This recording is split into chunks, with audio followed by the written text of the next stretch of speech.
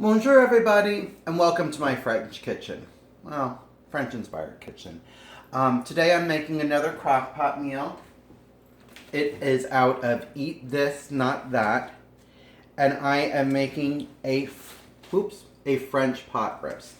The recipe calls for 2 pounds of chuck roast. You need to trim that, cut it into about an inch cube. You're going to need a quarter cup of flour. You're going to need salt and pepper. You're going to need 2 pieces of bacon. You're going to need half a bottle of red wine. Half a bottle. I like that kind of measurement. 2 cups of beef stock. 2 tablespoons of tomato paste. 2 bay leaves. 2 cups of frozen pearl onions. A half a pound of button mushrooms diced up. And a cup of frozen peas. Now, this is the Hamilton Beach crock pot that I use all the time, which I love because it has the cast iron insert that I can put on the stove. If you do a lot of crock pot cooking, it's something that I just recommend that you have because, well, it's just handy. I put the cast iron insert onto the stove. I crisped up my bacon in there, pulled the bacon out. I floured my cubes of beef. To that, I added my touch. I added a teaspoon of herb de Provence. I went over how to make that. Basically, it is a tablespoon of dried margarine, dried basil, parsley flake,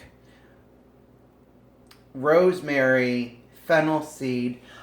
Whenever I work with dry herbs, I crunch it up in my hands. I throw it in there. That activates some of the oils. Season the beef with it, and I put it in here. And that's where I'm picking up. So I've done most of the work for you, but this is something so elegant that you could entertain with it. And once the beef is done, your cook time is only 4 hours on high. So I am going to, let's see, where am I at? I'm going to add just a splash of the wine in here. And I'm just really adding that splash right now to loosen up the meat juices and the flour. And that's going to create a roux in here. And again, I love the fact that I have that because that's what adds the thickness and the flavor to it. So once we do that, I'm going to, let me see. I'm going to add the beef and the bacon just right to that. Again, everything I love about a crock pot, that it's just drop and go. Stir that up in there.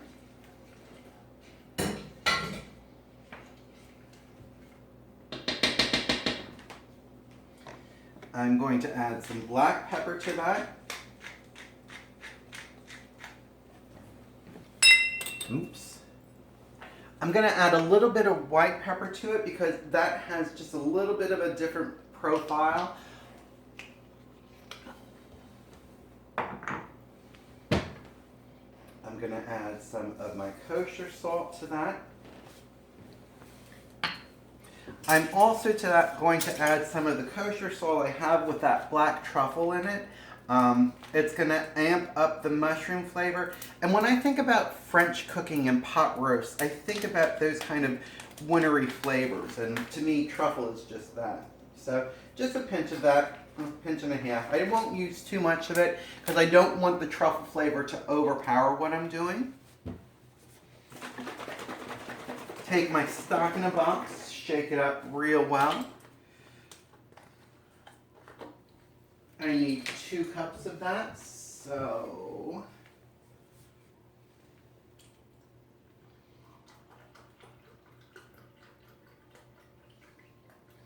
there's 1 cup.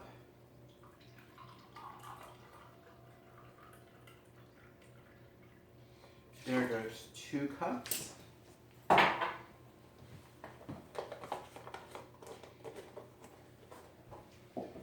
I'm next going to add 2 bay leaves to this.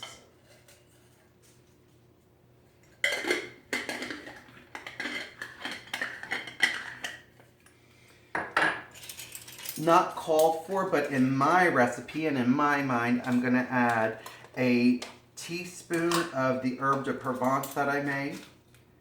So I'm just going to scoop that out, put it into the palm of my hands, and just crush it. Just activate those oils that went dormant when they dried it.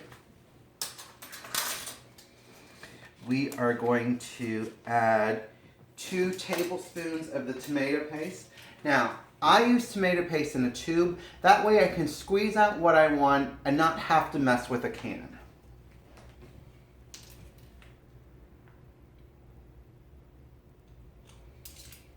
There's 1.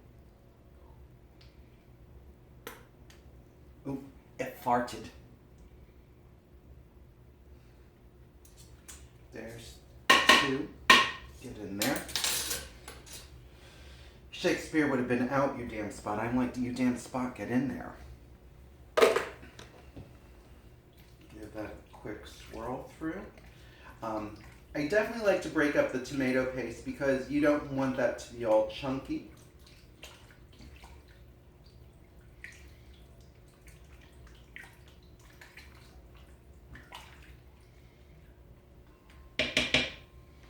And half a bottle of wine. Again, I love that measurement. Half a bottle. That sounds good.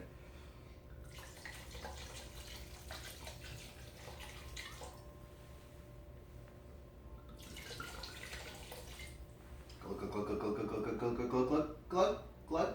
Yep, half a bottle.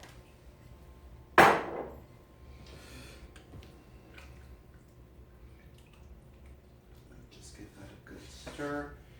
Scrape down anything that would have gotten on the outside.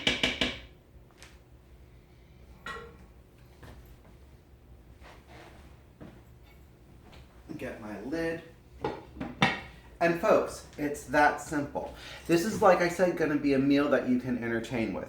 Now, a half an hour before it's done cooking, you're going to put in the 2 cups of frozen pearl onions. You're going to put in the button mushrooms.